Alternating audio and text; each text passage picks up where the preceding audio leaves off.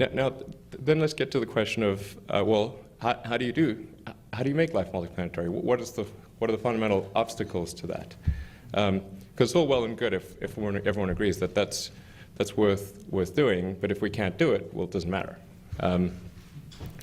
So the pivotal breakthrough that's necessary, that some company has to come up with to make life multiplanetary, is a fully and rapidly reusable orbit-class rocket.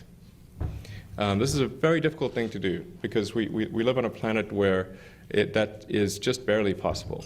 If gravity were a little lower, it would be easy. If it was a little higher, it would be impossible. Even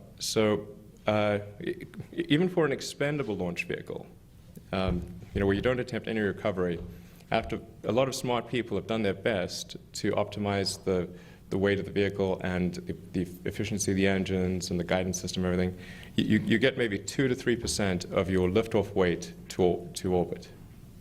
That's not a lot of room for error. So if your rocket ends up being just a little bit heavier, you get nothing to orbit. And this is why only a few countries have ever reached orbit. Now you say, okay, well, let's make it reusable, which means you've got to strengthen the stages. You've got to add a lot of weight, a lot of thermal protection. You've got to do a lot of things that add weight to that vehicle and still have a useful payload to orbit. This is, now you're saying of that meager 2 to 3%, and maybe if you're really good, get it to 4%, you've got to add all that's necessary to bring the rocket stages back to the launch pad and be able to refly them and still have useful payload to orbit. So a very difficult thing. This has been attempted many times in the past, and generally what's happened is when people have concluded that success was not one of the possible outcomes, then the project's been abandoned. Well, in some government projects kept going even when success was not one of the possible outcomes, unfortunately. But then eventually they get canceled. So it's just a very tough engineering problem. And it wasn't something that I thought, I wasn't sure it could be solved for a while. But then I think just so relatively recently, probably just in the last 12 months or so, I've come to the conclusion that it can be solved. And I think SpaceX is going to try to do it. Now, we could fail.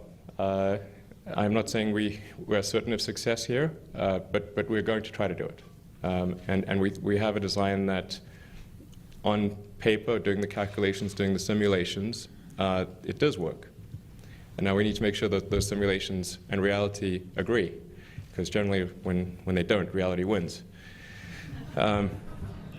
So that's to be determined.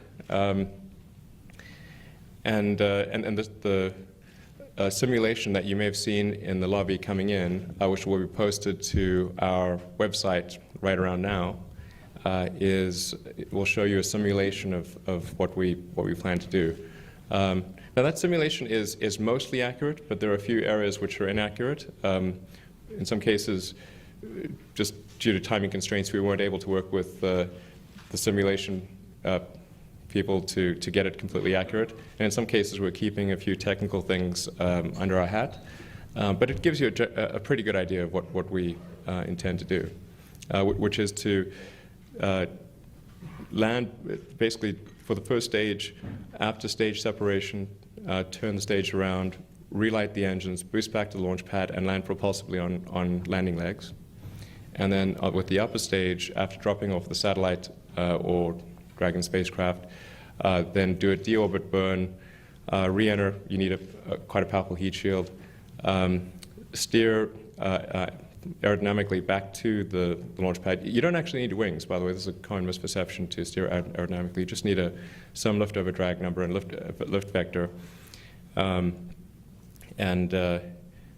steer back to the launch pad. Then land propulsively with the upper stage, also with landing gear. So we'll see if this works, but it's going to be certainly an exciting journey. And if it does work, it'll be pretty huge. Because if you look at, say, the cost of a Falcon 9 rocket, which is quite a big rocket, it's about 1 million pounds of thrust. it is the lowest cost rocket in the world, and even so, it's about $50 to $60 million. But the cost of the fuel and oxygen and so forth is only about $200,000. So obviously, if we can reuse the rocket, say 1,000 times, then that would make the capital cost of the rocket per launch only about $50,000. There'd be maintenance and other things that would factor in there, and fixed costs and some overhead allocation and whatnot. But it would allow for about a 100-fold reduction in launch costs. And this is a pretty obvious thing if you think about it as applied to any other mode of transport. You can imagine that if planes were not reusable, very few people would fly. 747 is about $300 million. You'd need 2 of them for a round trip. And yet I don't think anyone here has paid $500 million to fly. And the reason is because those planes can be used tens of thousands of times, and so all you're really paying for is fuel and pilot costs and just sort of incidentals, and the capital cost is relatively small. So that's why it's such a giant difference. Or thought of another way,